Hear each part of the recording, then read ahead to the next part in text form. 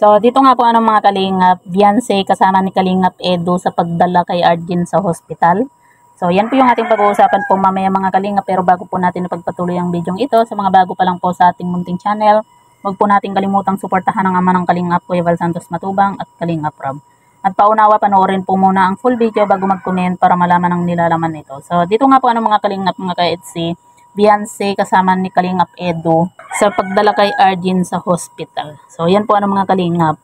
Usap-usapan nga po ngayon yung patungkol nga po dito kay Arjen na kung saan dinala po ni Kalingap Edu itong si Arjen nga po sa hospital. At yan nga po mga kalingap, iba-iba nga pong mga komento yung mga nababasa po natin patungkol nga po dito. Meron pong concern, meron din pong mga nagsasabi na kumbaga napapansin po nila na sa tuwing may event nga po ay lagi na lang pong ganyan daw po itong si Arjen na sinasabi po nila na nagdadahilan para hindi po maka-attend itong si Kalingap Edu. Pero yun nga po mga kalingap, si Carla naman po yung nagbantay nga po dito kay Arjen.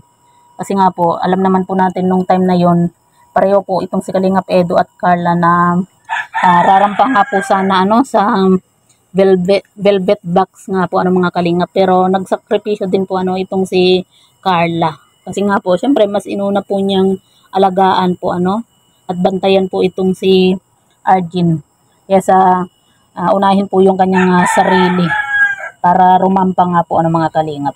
At yan nga po mga kalingap, kasama din po itong si Beyonce nga po ni Kalingap Edu sa pagdala po kay Arjen nga po sa hospital. Kung mapapansin po natin nung binuhat po ni Kalingap Edu nga po itong si Arjen, nung nasa hospital na po sila, nasa front seat nga po itong si Beyonce. Kumbaga hindi na lang po siya bumaba nga po mga kalingap. Kumbaga talagang maging itong si Beyonce nga po nakaka-proud din kasi talagang todo support din po siya dito kay Kalingap Edu.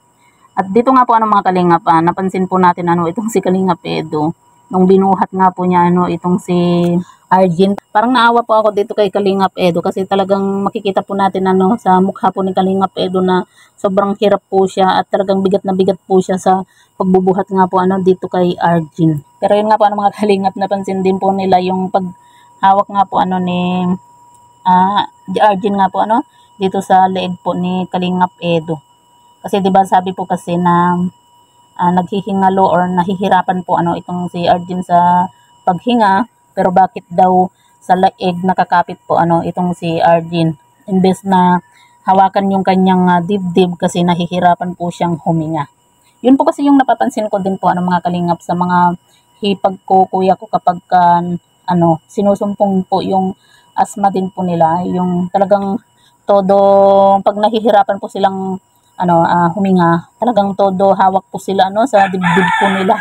Pero yun nga po mga kalingap, napansin nga po kasi ng mga netizen po yung paghawak po ni Arjen nga po sa leeg ni Kalingap Edu. Pero nakakaawa din naman po itong si Arjen nga po mga kalingap kasi mahirap din naman talaga yung kapag may asthma, lalo na pag sinumpong. Pero yun nga po, sana alam naman po ni Arjen na meron po siyang asthma, dapat lagi lang po niyang kumbaga nasa tabi lang po niya lagi yung nebulizer po niya para in case na mahirapan, alam niyang susumpungin na po yung asthma po niya.